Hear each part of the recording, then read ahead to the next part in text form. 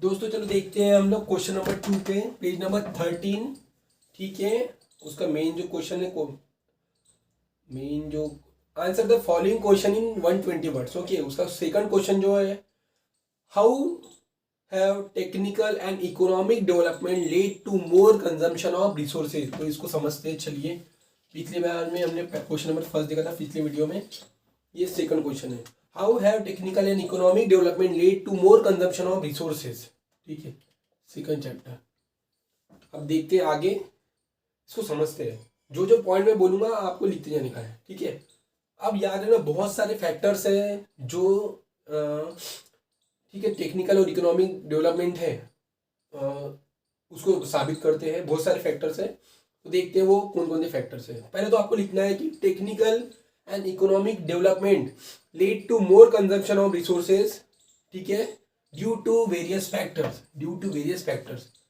ठीक है, अब उसमें लिखना है आपको पहला पॉइंट, कौन कौन से फैक्टर्स से देखेंगे आप। Technological development provides sophisticated equipments. अब देखिए, जो टेक्नोलॉजिकल डेवलपमेंट हुआ, उससे इक्विपमेंट्स और मशीनरीज बहुत बढ़ गई। इक्विपमेंट्स आ गए, ऐसे ऐसे मशीन्स आई जो प्रोडक्शन इतना ज़्यादा मतलब जल्दी जल्दी होने लगा, जो धीरे होता था फास्ट हो गया। As a result production increases, ultimately leading to consumption of more resources. इसका रिजल्ट क्या हुआ, प्रोडक्शन ज़्यादा होने के कारण कंजम्पशन भी जो रिसोर्सेज का और ज़्यादा होने लगा। मतलब माल जल्दी तैयार होने लगा, उसका कंजम्पशन भी उतना ही जल्दी और ज़्यादा होने लगा। दूसरा पॉइंट देखते हैं हम लोग। दूसरा point, technological development also leads to economical development. Obviously देखो, यहाँ पे टेक्नोलॉजी बढ़ी, टेक्नोलॉजी बढ़ी, ठीक है। और यहाँ पे क्या, टेक्नोलॉजी बढ़ने के कारण क्या होगा, प्रोडक्शन बढ़ा, प्रोडक्शन बढ़ेगा तो पैसा ज़्यादा आएगा, क्योंकि माल ज़्यादा बनेगा और माल ज़्यादा बिकेगा। ठीक है, माल का मतलब समझो यहाँ पे एवरीथिंग, सर्विसेज, ठीक है, सॉफ्टवेयर प्रोडक्ट्स हो गया, उसके बाद में कुछ खाने की चीज़ हो गई, या फिर एवरीथिंग सब आ गया इसमें। हाँ, टेक्नोलॉजी बढ़ गई, इसके साथ में इकोनॉमी भी अपने आप बढ़ी। तो यहाँ पे पॉइंट क्या लिखेंगे, टेक्नोलॉजिकल डेवलपमेंट जो हुआ also leads to economical development. Economical development ये पैरेलली मतलब बढ़ते गए। When the economic condition of country rises, the needs of people also rise. अब क्या होता है कि इकोनॉमिक कंडीशन, किसी देश की इकोनॉमिक कंडीशन ऊपर जाती है, if economic condition of a country rises, needs of the people also rise. अब इकोनॉमी बढ़ रही तो लोगों की जरूरत पड़ेगी ना। क्यों बढ़ेंगी यार, देखो इकोनॉमी क्यों बढ़ रही, टेक्नोलॉजी बढ़ने के कारण। टेक्नोलॉजी बढ़ी, काम करने के लिए लोगों की जरूरत पड़ेगी, ठीक है, इकोनॉमिक बढ़ेंगी, इकोनॉमी बढ़ेंगी, लोग ज़्यादा माल तैयार करेंगे, मतलब जो लोग काम कर रहे हैं, कंपनी ज़्यादा माल तैयार करेंगी, लोग कंजप्शन ज़्यादा करेंगे, ये साइकिल चलते रहेगा। इसलिए ऐसा बोला गया है कि अगर economic condition of a country rises, then the needs of people also rise. ठीक है, it again result into more consumption of resources. जैसे मैंने अभी बोला, जितना इकोनॉमी बढ़ेंगी, टेक्नोलॉजी बढ़ेंगी, रिसोर्सेज बढ़ेंगे, रिसोर्सेज बढ़ेंगे मतलब कंजम्पशन भी उतना ज़्यादा होगा। अब ये साइकिल चलते रहेंगी। अब इसमें थर्ड पॉइंट लिखेंगे आप। थर्ड पॉइंट क्या लिखेंगे, देखो ध्यान से, economic development provides favourable environment for the development of latest technology. देखो इकोनॉमिकल डेवलपमेंट होता है, जैसे यहाँ पे एग्जांपल लेते हैं, इकोनॉमिकल डेवलपमेंट हुआ, पैसा आएगा, पैसा आने के बाद क्या होगा, और सोचेंगे कि हम टेक्नोलॉजी को और अपग्रेड करें, और ज़्यादा अपग्रेड करें, ठीक है ना। तो क्या करते हैं, जो लेटेस्ट टेक्नोलॉजी है उसकी डिमांड करते हैं। तो यही बोला गया है कि इकोनॉमिकल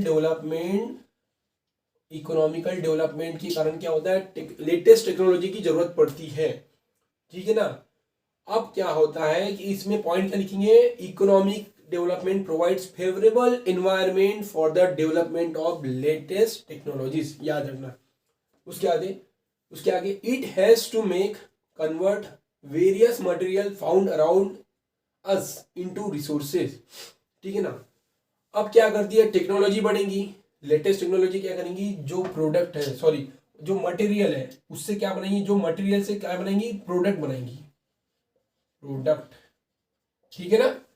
प्रोडक्ट बनाएंगी, प्रोडक्ट मतलब क्या होगा, ये रिसोर्सेज। तो आप क्या लिखेंगे, मैंने आपको वापस बोला, आप लिख सकते हैं इट हैज टू मेक, अभी थर्ड पॉइंट जा रहा है, इट हैज टू मेक और convert various material into product और रिसोर्सेज। और ऑब्वियसली रिसोर्सेज जब बढ़ेंगे तो कंजम्पशन भी बढ़ेगा। और यही मेन क्वेश्चन था हमारा कि इकोनॉमिकल और टेक्नोलॉजिकल डेवलपमेंट रिसोर्सेज के कंजम्पशन से कैसे बिलोंग करता है।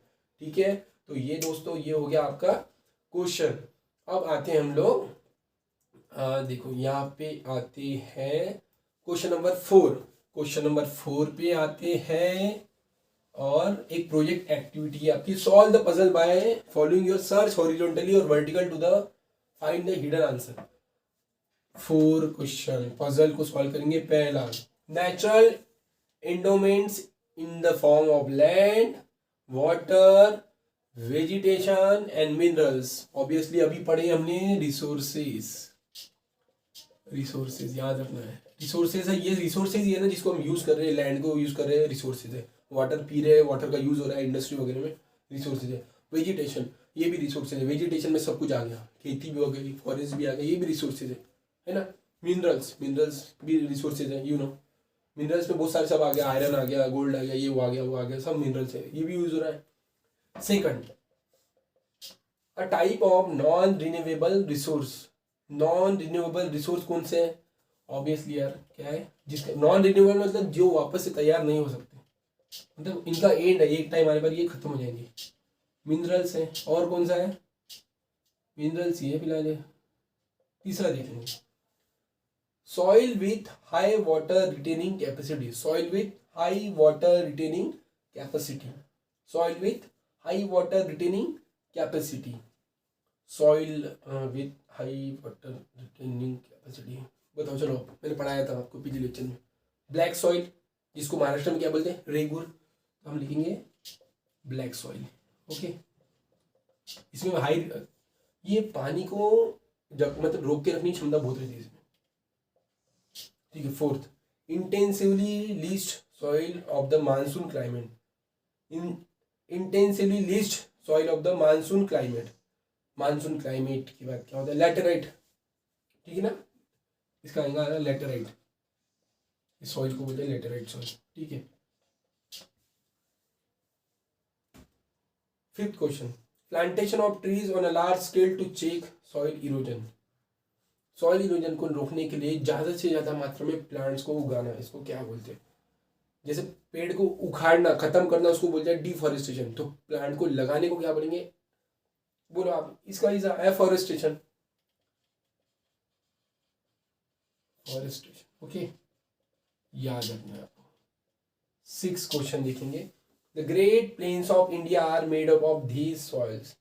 The great plains of India are made up of these soil. मैंने आपको बताया था प्लेन्स कैसे बनते हैं। जब हिमालय की मिट्टी जब आती है तो मिट्टी में बहुत सारे सेंडिमेंट्स होते हैं, रेती, मिट्टी, गोटे वगैरह वगैरह मिनरल्स होते हैं। फिर उसको हम बोलते हैं एलुवियल। याद है, हमने इसको पढ़े थे, एलुवियल। जो प्लेन्स बने होते हैं इंडिया के, काय के बने हुए ज़्यादातर? एलुवियल सॉइल के। तो आपको याद रखना है, ये याद रखना है। ये होता है चैप्टर नंबर 1 खत्म।